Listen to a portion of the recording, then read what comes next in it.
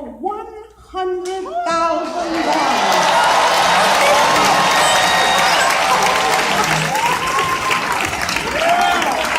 I'm talking about make it happen. Thank you so much. Ladies and gentlemen, I proudly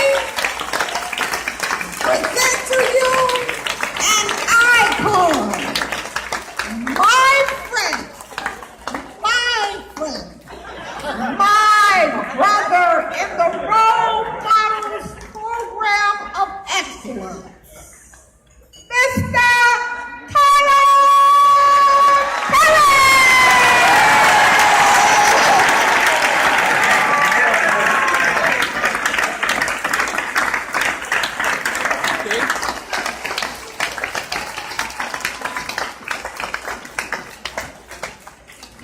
Now it costs me more money. But I was glad to do it because I looked at your faces coming down the aisle, these boys, and I got emotional because if you look at the news, you don't see this story. Nobody's talking about them. I'm proud of you guys. I'm so proud of you. So proud of you. Congresswoman, I just want to tell you thank you for inviting me and insisting that I be here. And not taking no for an answer. You don't want to tussle with her. If she's determined to get something done, it's gonna get done. And those are the kind of people that we need in Washington, D.C. So thank you so much. I'm honored to do this. 25 years, 15,000 scholarships. 15,000 scholarships. Think about that. All right. All of those lives that have been touched and affected, and then the trickle effect onto many, many, many other people. Again, I'm so proud and so honored and so grateful and so thankful that you would have me here to celebrate with you the 5,000 role models of excellence that'll keep going long after we're all gone, and hopefully it end up being 500,000 and 5 million, because it starts with one person coming together to say, we can do this. Let me inspire you. Let me encourage you. I tried to live my life that way, just to inspire, to encourage, to make people laugh, to motivate them.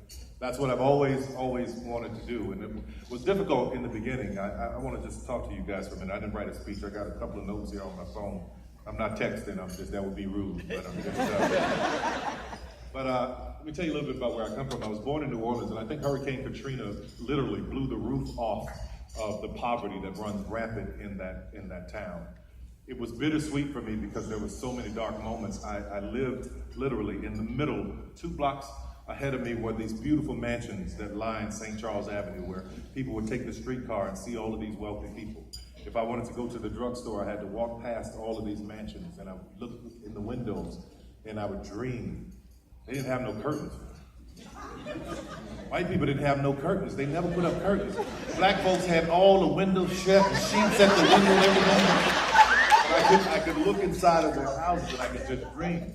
But then when I'd have to go to school, that was behind my house. So I had to walk through the ghetto, stepping over prostitutes and pimps and passing drug addicts and trying not to get caught up in any of that stuff. So I found myself in this place where it was very, very difficult and very, very challenging. I had a friend who in school, we were in high school, I was just about your age. We were close, my first really close buddy. And we would hang out, have a good time. He was in the ROTC. Life was great. We were just having fun. Life was as great as it could be in the situation we were in. So he got a job at Toys R Us, which was on the other side of town. And I had this little raggedy car. He's like, man, I'll give you $2, $3 for cash. You just come pick me up to bring me home. Because he lived down in the Ninth Ward. That's where most of the flooding was at that time. So I would go pick him up. We'd laugh, we'd joke, we'd have a good time. And we'd go to school. Everything would be great. One day I said, I'm going to come pick you up tonight. He said, no, you don't need to pick me up tonight. I quit. I'm not working there anymore. I said, well, why? What happened? He said, I found a better situation. I said, what are you talking about? What's your situation? He said, have you heard of crack? I said, no. I said, I'm selling crack, man. He said, give me $100, and I'll take your $100 and make it $300 in 24 hours. I had no money, hungry, food, needed it.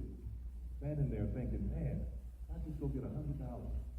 I can give it to him, he can flip this for me. I have $300. $300, man, $300 back then would have saved my life. So, but I had a praying mother.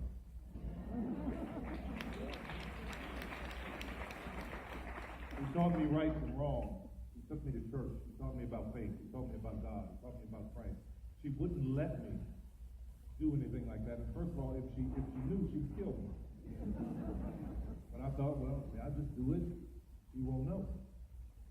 I thought about it really, really hard. But then everything in me was saying, no, don't do that. And that voice inside of me, I now know to be the voice of God. We all have that voice inside of us, a little small voice that tells you right from wrong and will convict you, will let you know this is not the right thing to do. So I said no. He's like, man, come on, man. What are you punk? Come on, man. I said, no, I'm not going to do it. I'm not going to do it. So I'm sitting at home a few months later.